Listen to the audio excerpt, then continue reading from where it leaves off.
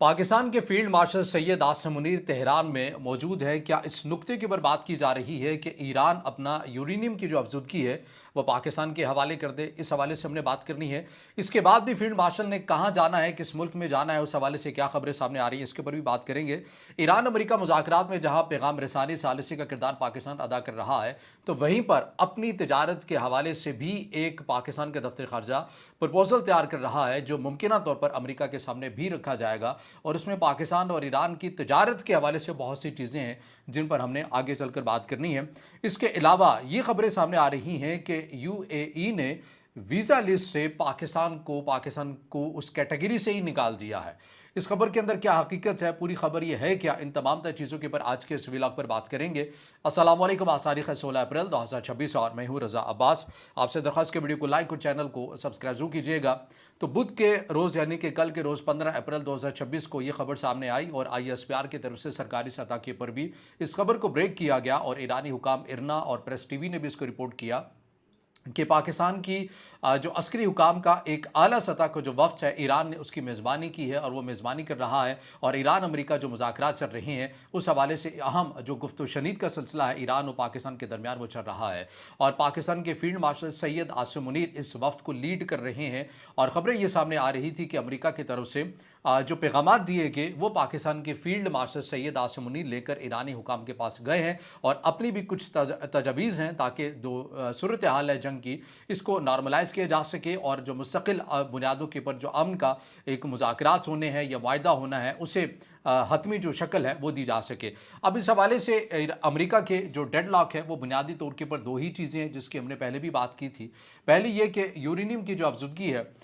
Iran के पास है, या तो इसे किसी और मुल्क के हवाले कर दे या बैनुल-अक़वामी एजेंसी के हवाले कर दे या फिर इसको खुद ही तल्फ़ कर दे, ज़ाया कर दे और ये एश्योर करे कि 20 साल तक वो इस मिक़दार तक नहीं पहुँचेगा और 20 साल तक वो इस प्रोग्राम के ऊपर काम ही नहीं करेगा। अब यहाँ पर एक नुक्ता ये समझिएगा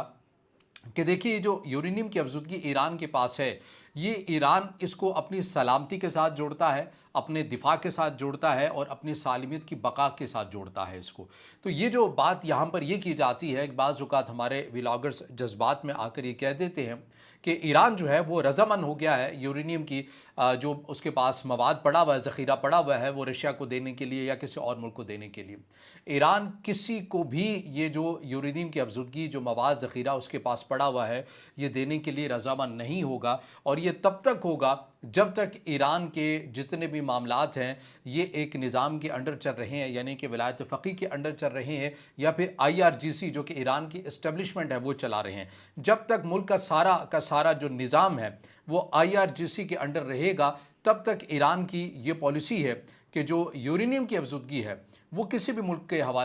मुल्क के पास नहीं देंगे। पाकिस्तान में कुछ सहाफ़ियों की तरफ से कहा गया कि मुमकिन है, क्योंकि हतमी बात तो अभी किसी को मालूम नहीं है कि field marshal Syed Asim Munir America का क्या पैगाम लेकर गए हैं, अपनी तरफ से क्या तजवीज़ लेकर गए हैं। ज़ाहिर है इसमें तो कोई शुबा नहीं है कि कोई ख़बर निकल कर सामने आ जाएगी, लेकिन कुछ मुशाहिदों तज्ज़ियों की बुनियाद पर पाकिस्तान के कुछ सहाफ़ियों की तरफ से ये दावा किया गया या अपना तज्ज़िया पेश किया गया कि पाकिस्तान इस बात के ऊपर कन्विंस कर रहा है कि आप जो यूरेनियम का ज़ख़ीरा है ये आप हमें दे दें।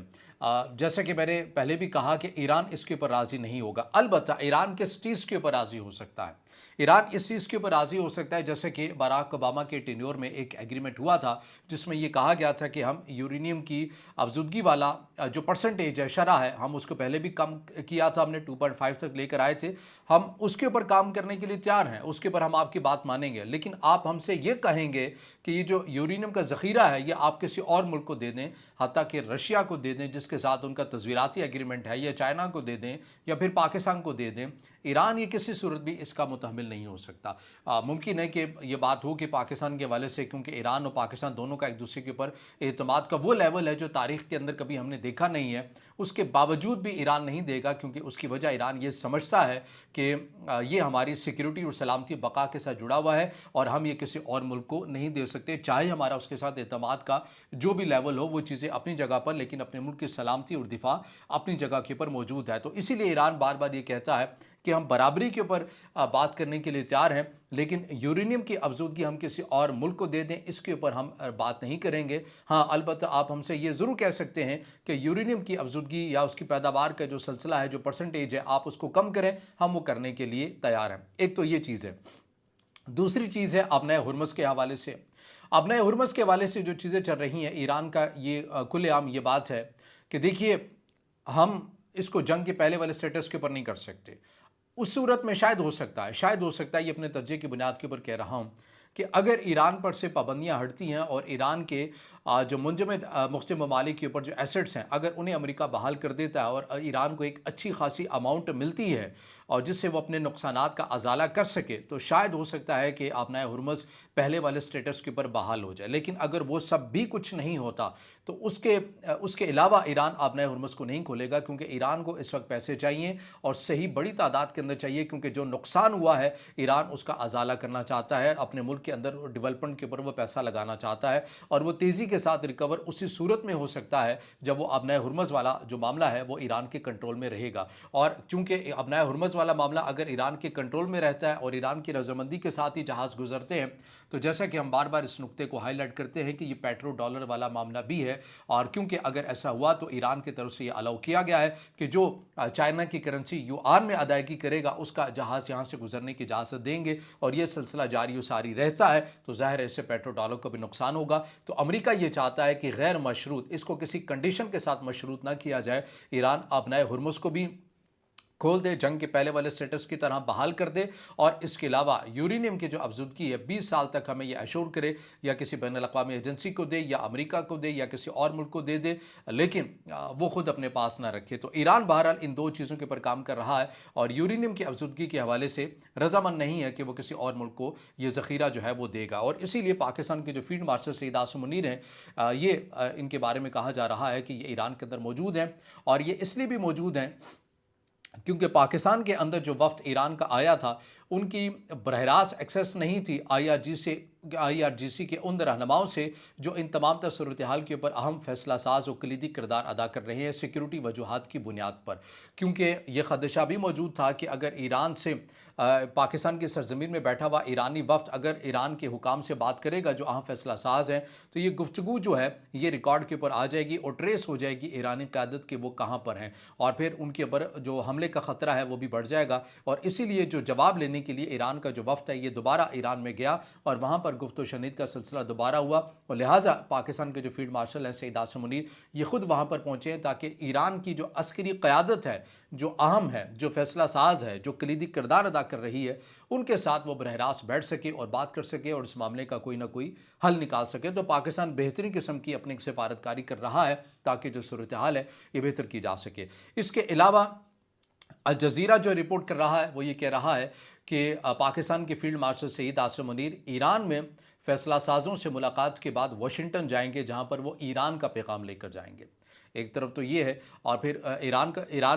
کو پیغام پہنچایا، پھر ایران سے پیغام لیا، اور اس کے بعد جو ہے وہ امریکہ میں واشنگٹن ممکنہ طور کے پر جا سکتے ہیں الجزیرہ کی خبر کے مطابق، جہاں پر وہ واشنگٹن میں ایران کا پیغام پہنچائیں گے، اور پھر اس بات کو یقینی بنایا جا سکے گا کہ پاکستان کے اندر اسلام آباد ٹاکس کا 2.0 یعنی کہ دوسرا جو راؤنڈ ہے یہ شروع ہو سکے، اور اس کے لیے ضروری ہے کہ دونوں فریقین ایک نقطے کے اوپر اتفاق کر لیں۔ تو ابھی تک جتنا بھی جو معاملہ ہے وہ 2 پوائنٹس کے اوپر پھنسا ہوا ہے، ایک یورینیم کی افزودگی کے ذخیرے کے حوالے سے، اور ایک ابنائے ہرمز کو مکمل طور کے اوپر غیر مشروط اوپن کرنے کے حوالے سے۔ ان دو نکات کے اوپر ڈیڈ لاک آ رہا ہے، اور انہی کے اوپر گفت و شنید کے لیے پاکستان جو ہے وہ پیغام رسانی کا، ثالثی کا جو کردار ہے وہ ادا کر رہا ہے۔ اس کے علاوہ ایک اور جو خبر ہے وہ بھی سامنے آ رہی، میں اس خبر کے اوپر بھی آتا ہوں کہ پاکستان کا دفتر خارجہ کس پرپوزل کی بات کر رہا ہے، کس تیاری کے اوپر لگا ہوا ہے۔ یہ ذاتی انفارمیشن کی بنیاد کے اوپر میں آپ سے بات کر رہا ہوں، اس کے اندر کوئی ظاہر خبر کا لنک موجود نہیں ہے، بعض ذرائع کے حوالے سے جو چیزیں ہم تک پہنچی ہیں وہی میں نے آپ کے سامنے رکھنی ہے۔ لیکن ایک کرسن انسٹیٹیوٹ ہے، اس کی ایک رپورٹ ہے، یہ رپورٹ بڑی دلچسپ ہے، یہ بھی میں آپ کے ساتھ شیئر کر دیتا ہوں کہ یہ رپورٹ کیا کہتی ہے۔ یہ بیسیکلی ایک بین الاقوامی تھنک ٹینک ہے، تحقیقاتی ادارہ ہے، اور یہ ادارہ اسلامی دنیا خصوصاً ایران اور مزاحمتی محاذ سے وابستہ تجزیات پیش کرتا ہے۔ یہ عالمی سیاست، علاقائی تنازعات اور سفارتی امور پر رپورٹس اور تجزیے پیش کرتا ہے، اور اکثر ایران کی خارجہ پالیسی اور علاقائی امور پر توجہ دیتا ہے۔ یہ ادارہ، اس کا ایک تعارف میں نے آپ کے سامنے رکھا ہے۔ اب اس نے رپورٹ کیا دی ہے اپنے تجزیے مشاہدے کی بنیاد کے اوپر، یہ بڑی ایک اہم ہے۔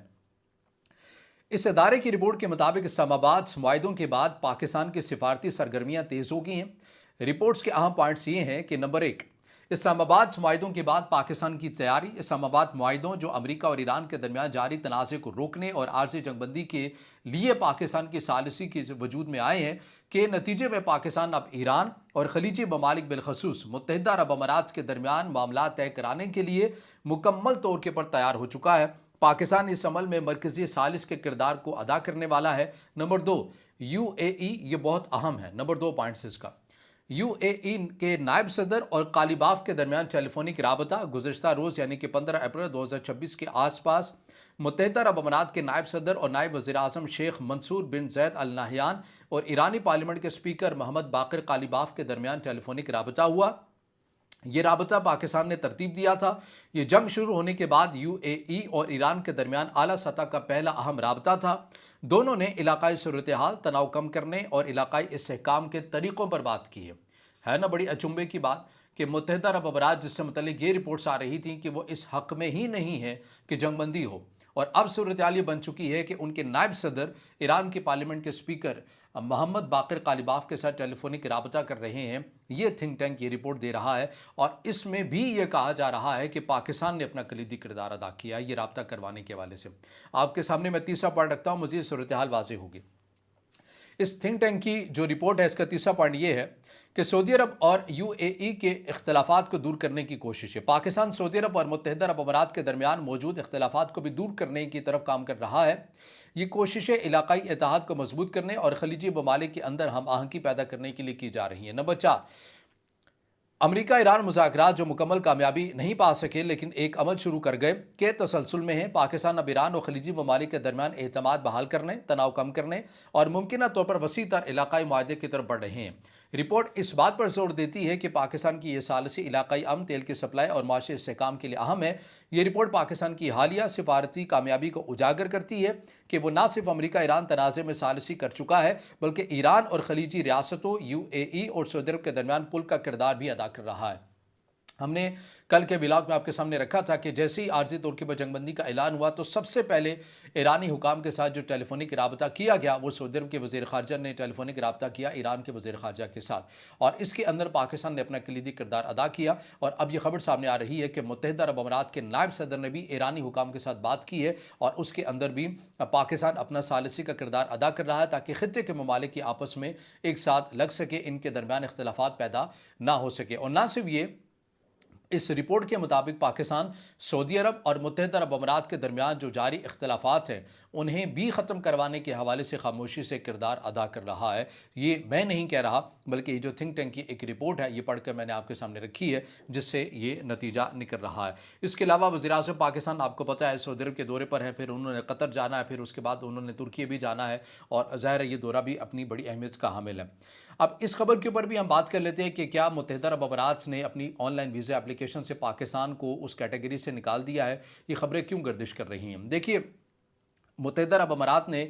جو پاکستان کو نکالا ہے وہ ہے ٹرانزٹ، جو ایک پروسیس ہوتا ہے ٹرانزٹ ویزا والا جو معاملہ ہوتا ہے یہ اس سے نکالا گیا ہے۔ یعنی کہ اس سے مراد یہ ہوتی ہے، بہت سے دوست آپ یہ جانتے بھی ہوں گے کہ اگر آپ نے کہیں اور جانا ہے، کسی اور ملک میں جانا ہے، لنڈن جانا ہے، تو اگر آپ کی ایک لمبی فلائٹ ہے تو آپ عارضی طور کے پر سٹے کر لیتے ہیں۔ یو اے ای الاؤ کرتا ہے کہ ٹھیک ہے آپ ایئرپورٹ کے اندر رک سکتے ہیں، یا اگر اور لمبا ٹائم ہے اگر آپ ہوٹل میں رکنا چاہیں کسی ہوٹل میں تو اس کے لیے آپ کو ایک جو ٹرانزٹ ایک ویزا ہوتا ہے وہ مل جاتا ہے۔ اس کیٹیگری سے پاکستان کو نکال دیا گیا ہے، یعنی پاکستانیوں کو نکالا گیا ہے۔ اب وہ پاکستانیوں کے لیے یہ جو سہولت تھی لانگ ٹریول کے لیے وہ نہیں ہے، یہ متحدہ عرب امارات کی طرف سے ہی کیا گیا ہے۔ البتہ یہ خبر کنفرم ہے، لیکن وہ جو خبریں یہ گردش کر رہی ہیں کہ پرماننٹ ہی اب متحدہ عرب امارات کا جو ویزا ہے وہ پاکستانی کو نہیں ملے گا، اس خبر کے اندر کوئی حقیقت نہیں ہے۔ ایک تو یہ چیز ہے۔ اب آ جائیے اس خبر کے اوپر آخر میں ویڈیو کا اختتام کرتے ہیں کہ پاکستان کا دفتر خارجہ کس پرپوزل کے اوپر کام کر رہا ہے۔ جو کچھ فیصلہ ساز یا کچھ حلقوں کے اندر یہ باتیں چل رہی ہیں کہ ایران امریکہ مذاکرات اگر پاکستان اپنا کلیدی کردار ادا کر جاتا ہے اور دونوں ممالک کے درمیان صورتحال بہتر ہو جاتی ہے، خطے کی صورتحال بہتر ہو جاتی ہے، تو پاکستان ایک ممکنہ طور کے اوپر یہ پرپوزل رکھنے جا رہا ہے اور دفتر خارجہ شاید یہ اپنی میں ذاتی معلومات کی بنیاد کے اوپر کہہ رہا ہوں، اس کے اندر کوئی خبر کا حوالہ نہیں ہے، اس لیے میں نے آپ کو کہا کہ ذاتی معلومات کی بنیاد کے اوپر کہہ رہا ہوں کہ پاکستان کا دفتر خارجہ امریکہ کو پیش کرنے کے لیے ایک پرپوزل کے اوپر کام کر رہا ہے، اور اس پرپوزل کے ممکنہ جو پوائنٹس ہیں وہ 4 پوائنٹس ہیں۔ ان میں سے نمبر 1 یہ ہے کہ Iran Pakistan gas pipeline کا اجازت نامہ، نمبر 2 بھارت سے آبی بندش کا معاملہ مکمل طور کے پر حل کروانا، نمبر 3 پاکستان پہ عائد امریکی دفاعی پابندیوں کا خاتمہ، نمبر 4 قرضوں پہ سود کی ادائیگی کو 6 ماہ کے لیے مؤخر کرنا۔ یہ معاملہ پاکستانی وزیر خزانہ نے اپنے امریکی ہم منصب سے 2 طرفہ ملاقات میں بھی ڈسکس کیا ہے، اس حوالے سے یہ خبریں بھی گردش کر رہی ہیں۔ تو پاکستان ایک سائڈ کے اوپر یہ پرپوزل بھی بنا رہا ہے کہ جہاں پر وہ دنیا کو ایک عالمی تنازع سے